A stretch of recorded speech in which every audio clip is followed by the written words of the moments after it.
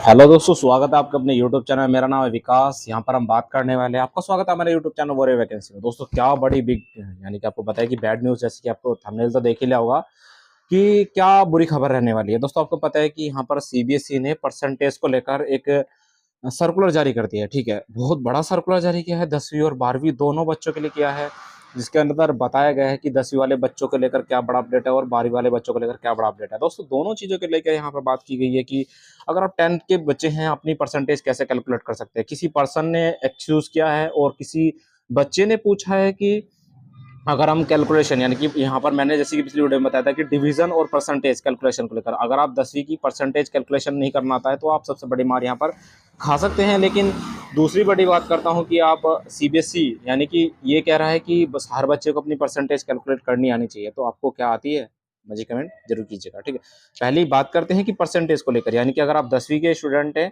क्योंकि आपको पता है कि 10वीं की मार्कशीट के अंदर तो मार्क्स आते हैं और 12th की मार्कशीट के अंदर जो है यहाँ पर परसेंटेज लिखी आती है। लेकिन यानी कि 12th के अंदर तो ऑलरेडी परसेंटेज लिखी आती है, लेकिन 10th के अंदर नहीं आती है। 10th के अंदर कहते हैं कि छह सब्जेक्ट रहते हैं, तो 6 के 6 सब्जेक्ट के यहाँ पर नंबर दे देते हैं वे, और नंबर देकर उसमें कह देते हैं कि जिस भी बच्चे को, यानी कि अगर आप यूनिवर्सिटी के अंदर एडमिशन लेंगे या फिर आप 11th के अंदर एक एडमिशन लेने जा रहे हैं, तो आपकी 10th की जो परसेंटेज है वहाँ पर कैलकुलेट करेंगे आपको कि आप 11वीं के अंदर एडमिशन जो लेंगे वो आप कौन से स्ट्रीम में से लेंगे। क्योंकि सीबीएसई के अंदर ये होता है कि 10वीं की परसेंटेज कैलकुलेट करती है कि हम 11वीं और 12वीं के अंदर 11वीं के अंदर जो स्ट्रीम लेना है, यानी कि अगर आप आर्ट लेने वाले हैं या फिर साइंस लेने वाले हैं या फिर मैथमेटिक्स जो भी लेने वाले हैं, वो जो डिपेंड करती हैं वो 10वीं की परसेंटेज यहाँ पर डिपेंड करती है। ठीक है, तो कैसे परसेंटेज कैलकुलेट कर सकते हैं? कैलकुलेट परसेंटेज आप कर सकते हैं, तो उसके लिए नेक्स्ट वीडियो लेकर आ रहा हूँ, उसके अंदर बताने वाला हूँ आपको आपकी 10वीं की आप परसेंटेज किस तरीके से कैलकुलेट कर पाएंगे। दोस्तों, एक 5 मेथड में जो कि है एक 5 परसेंटेज कैलकुलेट मेथड है, जो कि यहाँ पर जिससे आप आसानी से कैलकुलेट कर पाएंगे, अपनी परसेंटेज को आसानी से कैलकुलेट कर सकते हैं। ठीक है दोस्तों, दोस्तों 10वीं के अंदर क्या होता है कि 5 तो सब्जेक्ट दिए होते हैं और एक सब्जेक्ट यहाँ पर एडिशनल होता है। यानी कि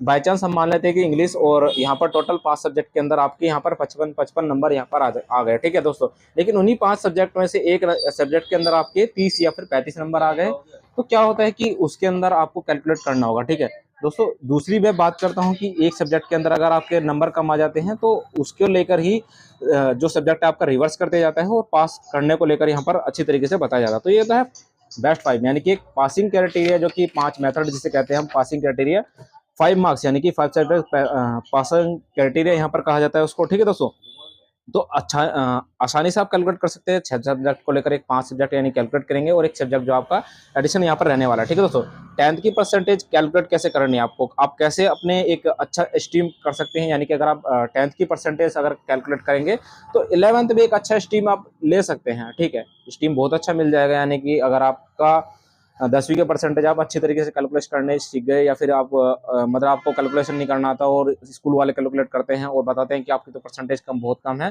तो अगर आप खुद से कैलकुलेट करेंगे ना, तो आप अच्छी तरीके से समझ पाएंगे उसे कि हाँ, स्कूल वालों ने हमें क्यों दिया है ये सब्जेक्ट, या फिर किसी वजह से हमें यहाँ पर ये स्ट्रीम दिया गया है। ठीक है दोस्तों, तो 11th में आप अच्छी तरीके से स्ट्रीम ले सकते हैं। 5 इसी सब्जेक्ट के यहाँ पर जो कैलकुलेट करना अगर आप सीख गए, तो परसेंटेज बहुत अच्छा रहने वाला है। दोस्तों, आप मेरा टेलीग्राम चैनल ज्वाइन कर सकते हैं। टेलीग्राम का लिंक मैंने आपको डिस्क्रिप्शन के अंदर दे दिया है। ठीक है, आपको रिक्वेस्ट है कि आप मेरा टेलीग्राम चैनल ज्वाइन कीजिए, मेरे फेसबुक पेज को फॉलो कर सकते हैं, या फिर आप मुझे इंस्टाग्राम पर भी फॉलो कर सकते हैं। लेटेस्ट अपडेट जो है मेरी इंस्टाग्राम पर आपको मिलने वाली है, तो इंस्टाग्राम अगर आप पेज फॉलो करेंगे तो सबसे पहले वीडियो आपको वहां पर मिलेगी। तो अगर आपको वीडियो अच्छी लगी तो लाइक कीजिएगा, सभी बच्चों के पास शेयर कर दीजिएगा।